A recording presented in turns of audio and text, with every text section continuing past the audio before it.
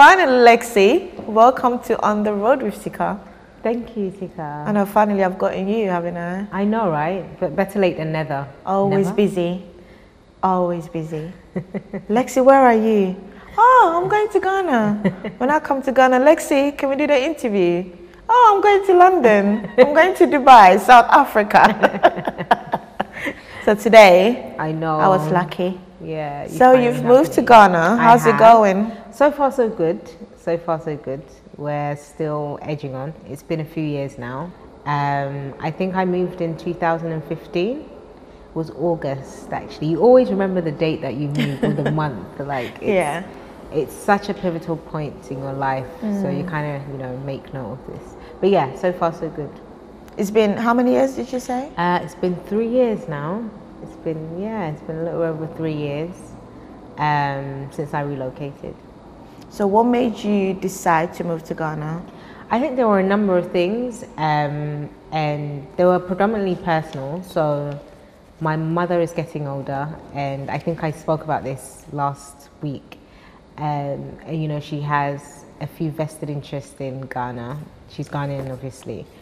And I always thought, God forbid, touch wood, should something happen to her, or her kids are abroad, we would have no idea what to do, where to go, who to see.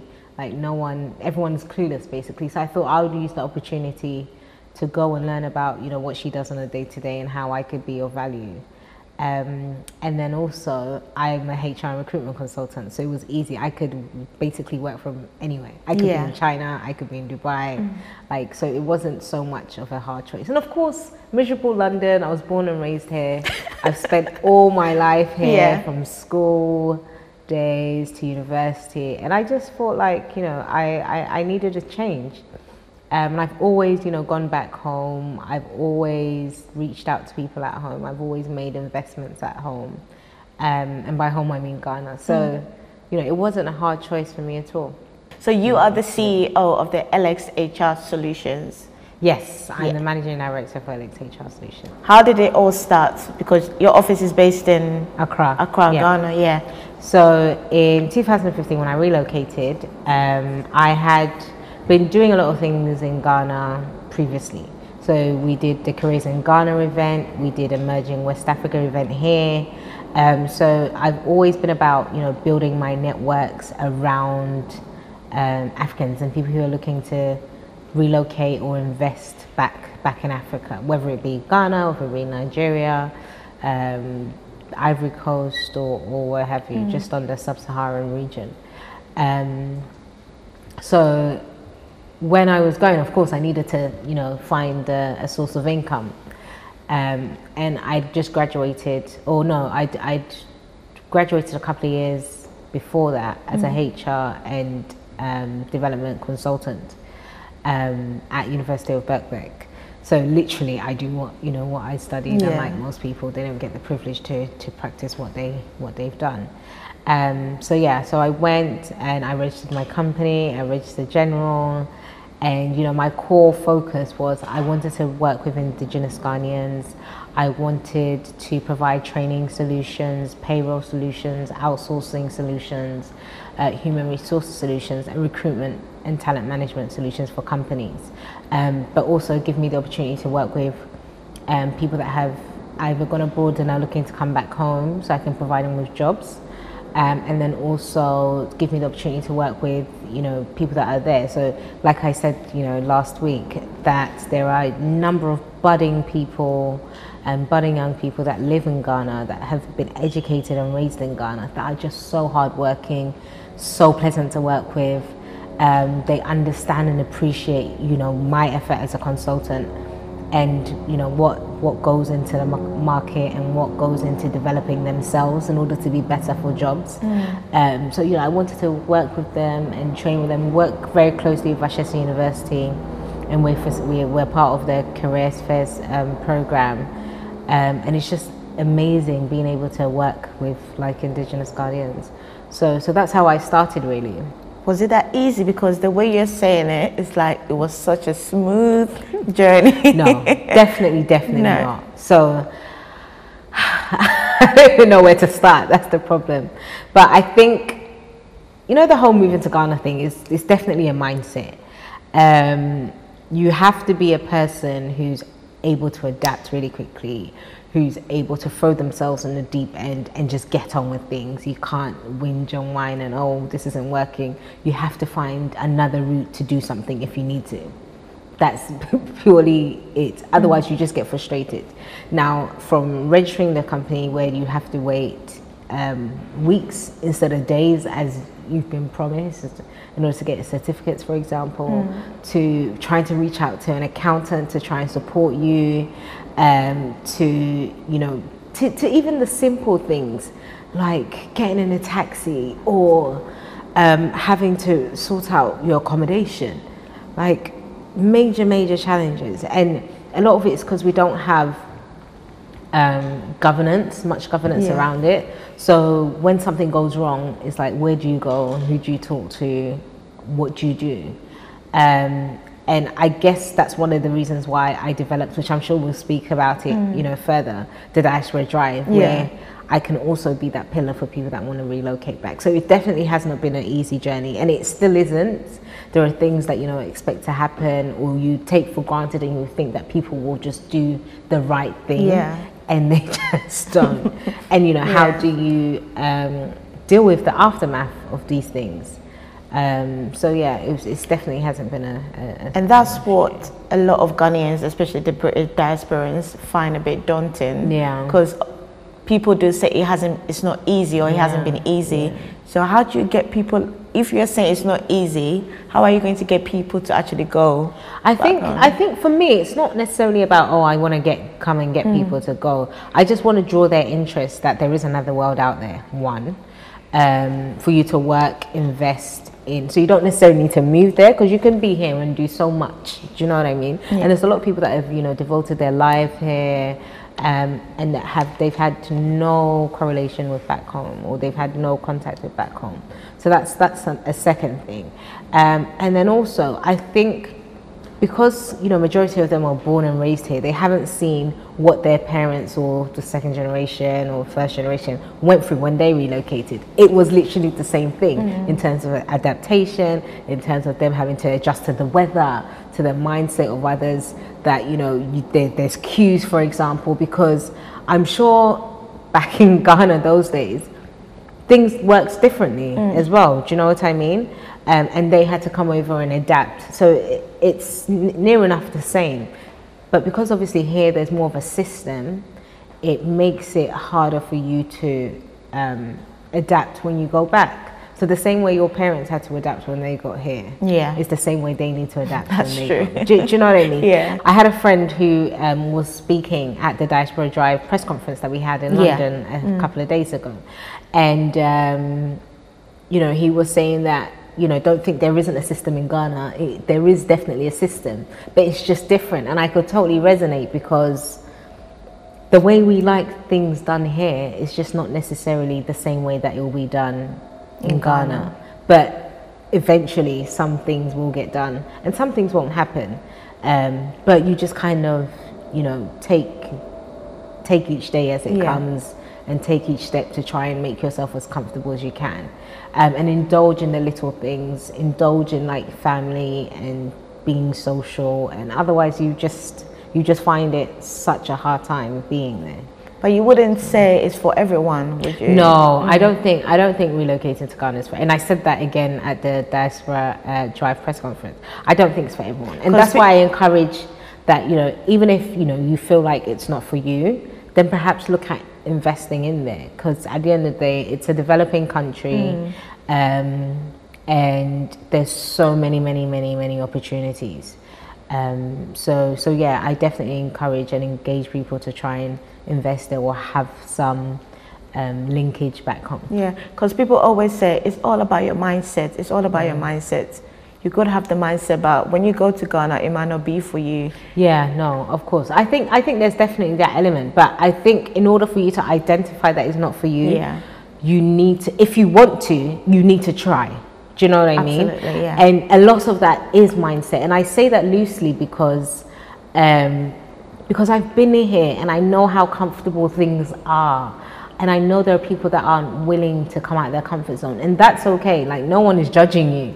But in terms of what I personally want for myself, and those that come into, my circle or come to these events because they're intrigued, they want to know what's out there, they want to know how to support, they want to know how to invest, they want to know, where to go to do certain things. So I think as long as you're intrigued and you have that interest, then fine. But if not, then, that's also fine. Do you know what I mean? It seems that you've been doing a lot. You've been in Ghana, you're back and forth, Ghana, London most of the time, and you also go to other countries. Yeah. What most people do not know is you're a mother of one. Yes, I am. Who is 15 years old. She's 14. She'll be 15 14. In March. Oh, okay. Yeah. And obviously you had it at a young age. Yes. How have you been able to manage all of that? Because there is this perception where if you're a single mother, you're not able to cope. Yeah. How have you been able to do it? I don't know. I honestly couldn't tell you, but bless her. So my daughter Paris, she's 14. She's gonna be 15 in March. She's almost done with secondary school, and she's a big girl. And I have no idea where the time has gone. And she's opinionated, and she's strong, and I've tried to provide her with everything possible in order for her to have the best childhood as possible.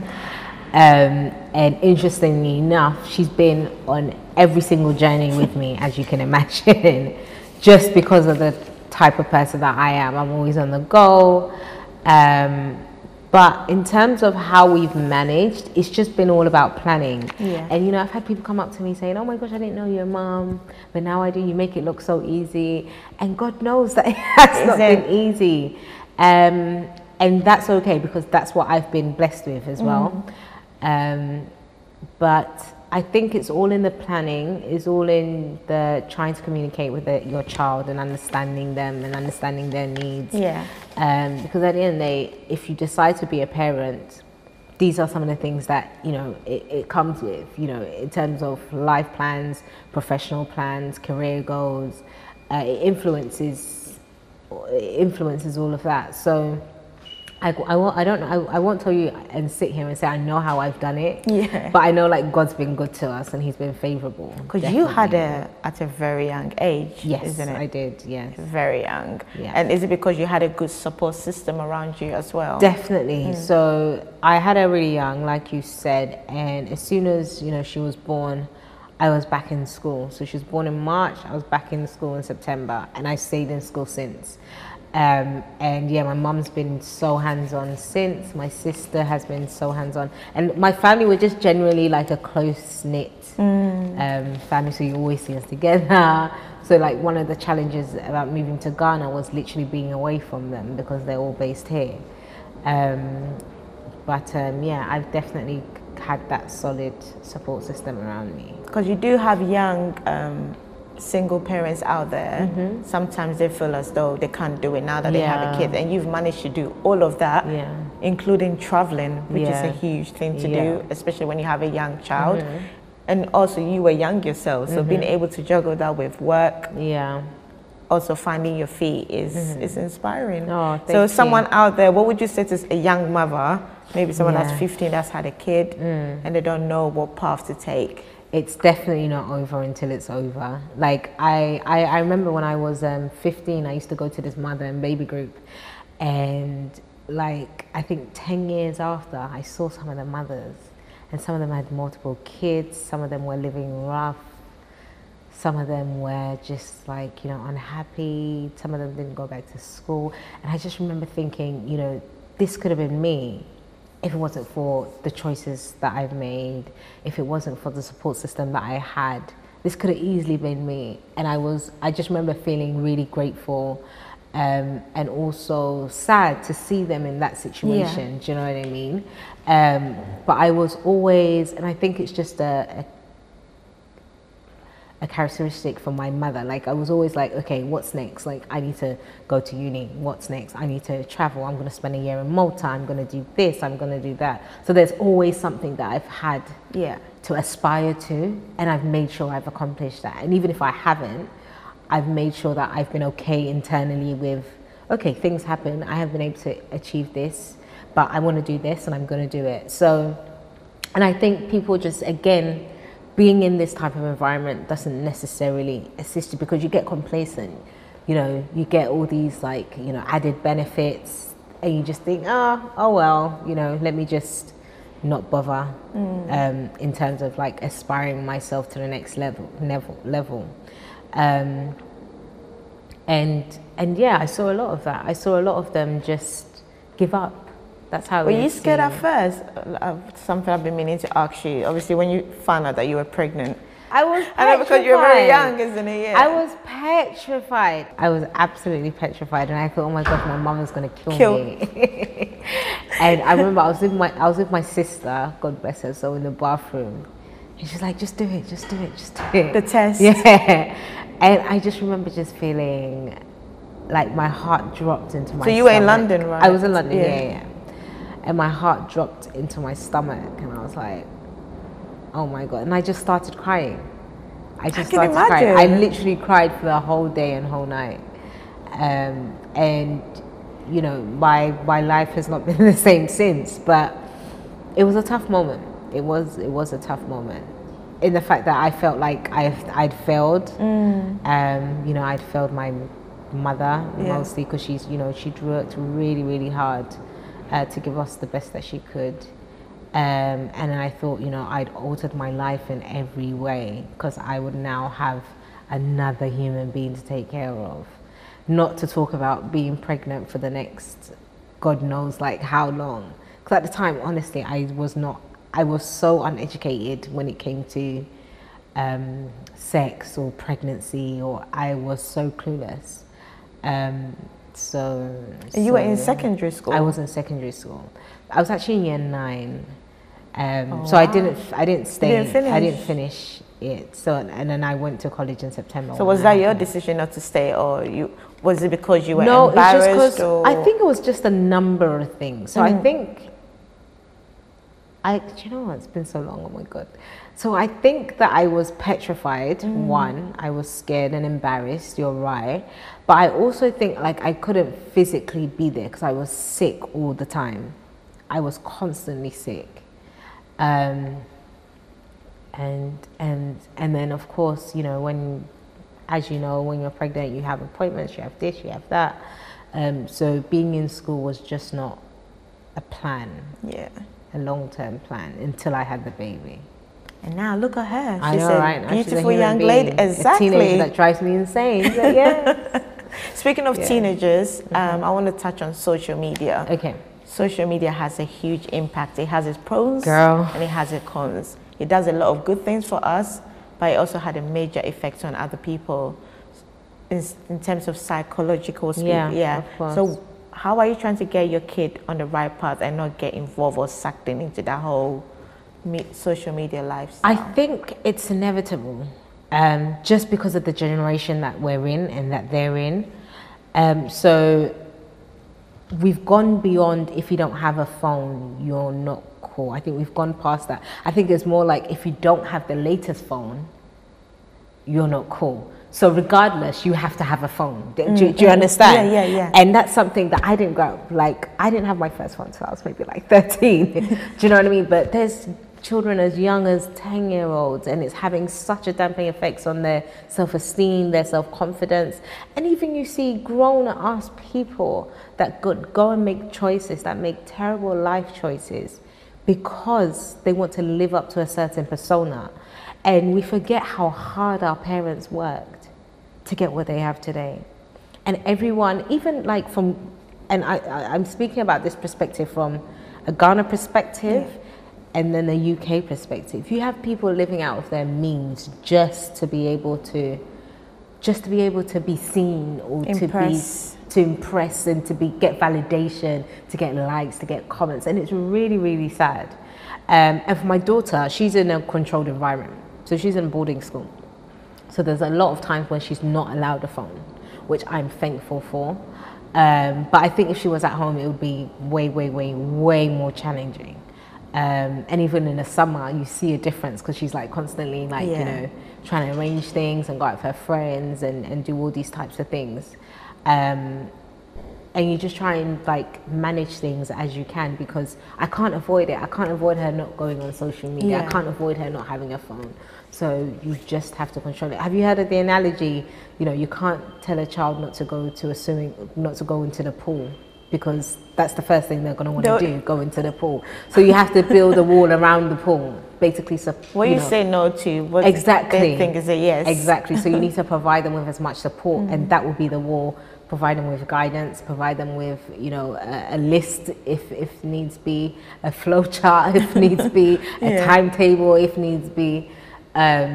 So yeah, that's what we can do as parents, really. And you're doing great. I'm trying. You're doing great, I must say. So let's come back to LXHR Solutions. You did a press conference a couple of days ago. Yes. The whole diaspora drive, like I said earlier, is one of the biggest things for the government.